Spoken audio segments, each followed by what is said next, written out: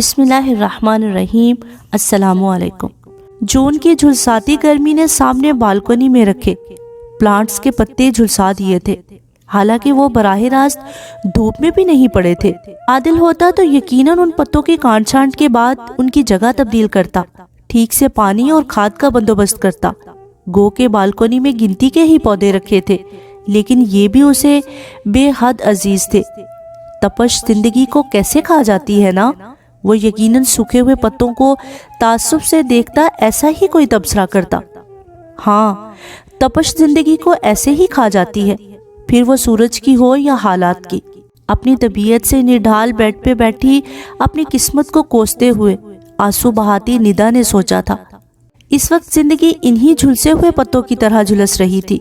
ایک آگ تھی جس نے وجود کو لپیٹ میں لے رکھا تھا۔ اپنی اس حالت کا شکوہ کس سے کرتی؟ قسمت نے ہی ایسا کھیل کھیلا تھا کہ وہ بری طرح شکست کھا گئی تھی۔ ہفتے بعد عادل کا نکاح تھا اور امی جی نے سختی سے اسے ندا سے ملنے سے منع کر دیا تھا۔ انہیں لگتا تھا کہ وہ اسے ملتا رہے گا تو برف کی ڈلی کی طرح پگھلتا ہی رہے گا۔ 2 دن سے اس نے عادل کی شکل نہیں دیکھی تھی۔ اندھیرے کمرے میں لاوارثوں کی حالت لیے وہ پڑی ہوئی تھی۔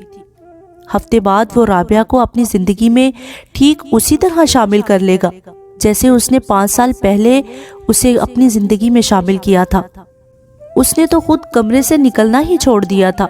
بھوک یوں بھی نہیں لگ رہی تھی اور دل اس قدر بوجھل تھا کہ منوٹنوں کے حساب سے وزن محسوس کرتا تھا۔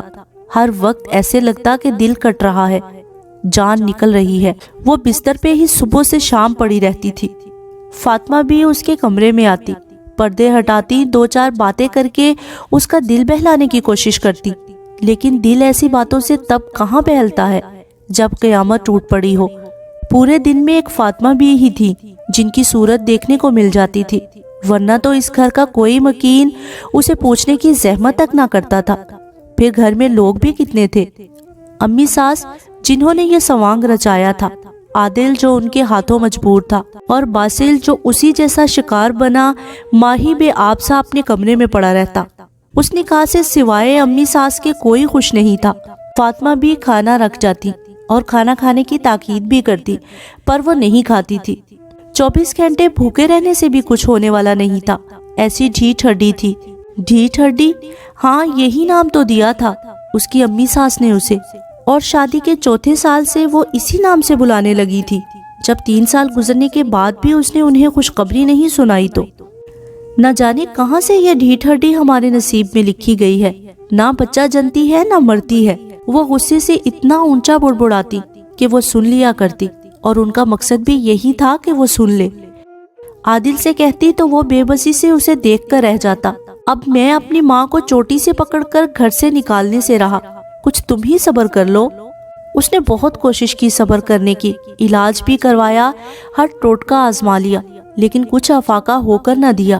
پھر امی ساس صبر نہیں کر سکی۔ میں نے فیصلہ کر لیا ہے کہ میں عادل کی دوسری شادی کروا رہی ہوں۔ کھانے کی میز پر انہوں نے دھماکہ کیا تو وہ دونوں تڑپ اٹھے۔ اتنا ظلم تو مت کرے امی۔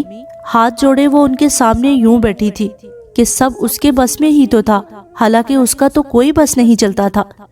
ٹھیک ہے، تم مجھے وارث دے دو، میں یہ ظلم نہیں کرتی، انہوں نے تنک کر جواب دیا۔ وہ انہیں بے بسی سے روتے ہوئے دیکھتی رہ گئی۔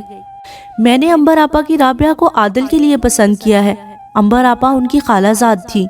اس فیصلے پر جہاں وہ دونوں تڑپ اٹھے وہاں باسل بھی تڑپ گیا، جس کا ایک عرصے سے رابعہ کی جانب رجحان تھا۔ وہ کئی بار اشاروں کنایوں میں امی کو بتا بھی چکا تھا، لیکن تب انہوں نے آئیں بائیں شائیں کر کے اسے ٹال دیا، اور اب وہ اس کی دل کی مراد جان کر بھی اسے عادل کے لیے اس گھر میں لانا چاہتی تھی۔ اسے امی کے فیصلے عقل و سمجھ سے بالا تر لگ رہے تھے۔ آپ بھائی جان کے ساتھ ایسا کیسے کر سکتی ہیں امی؟ اور آپ میرے ساتھ ایسا کیسے کر سکتی ہیں؟ وہ عادل نہیں تھا کہ بغاوت نہ کرتا، وہ باسل تھا جو ماں کے آگے ہمیشہ سے بولنے کی جرات رکھتا تھا۔ عادل کی دوسری شادی تو میں نے کروانا ہی ہے، مجھے رابعہ مناسب لگی۔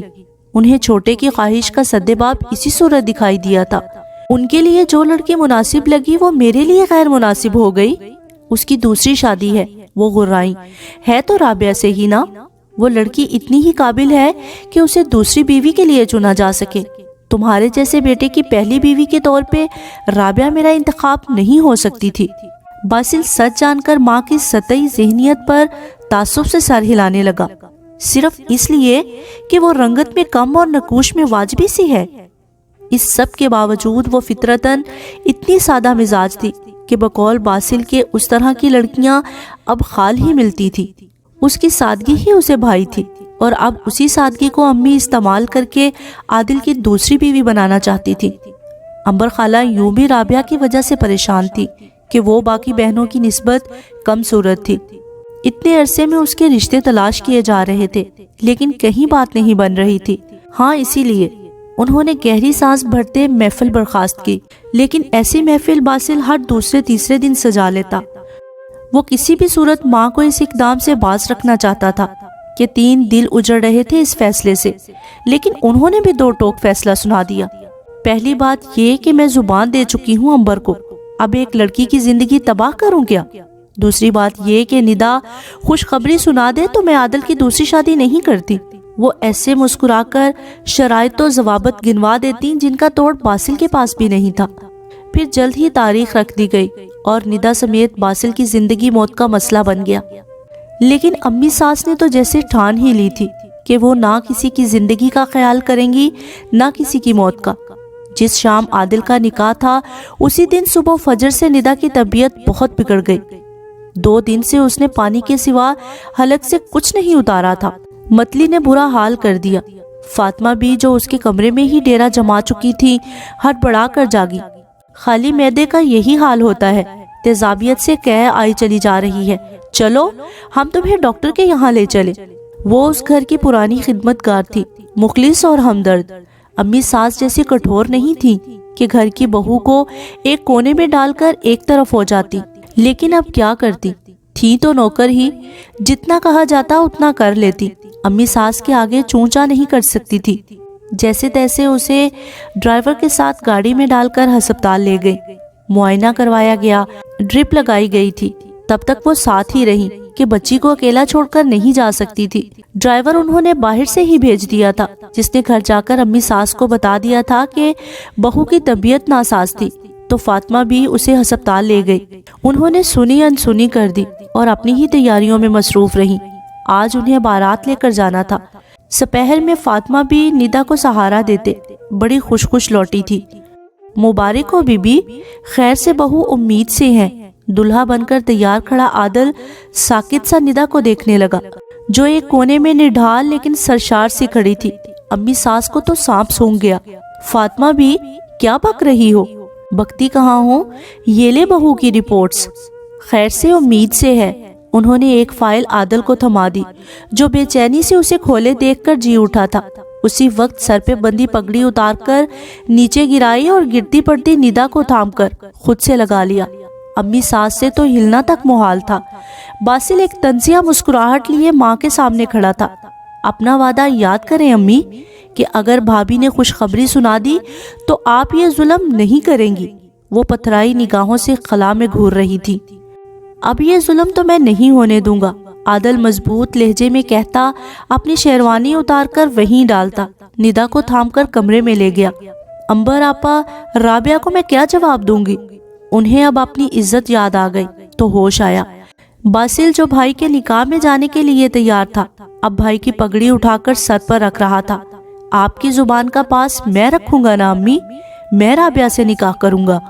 وہ شکست خوردہ سی بیٹے کو دیکھنے لگی جو بڑی جاندار مسکراہٹ لیے مسکرا رہا تھا.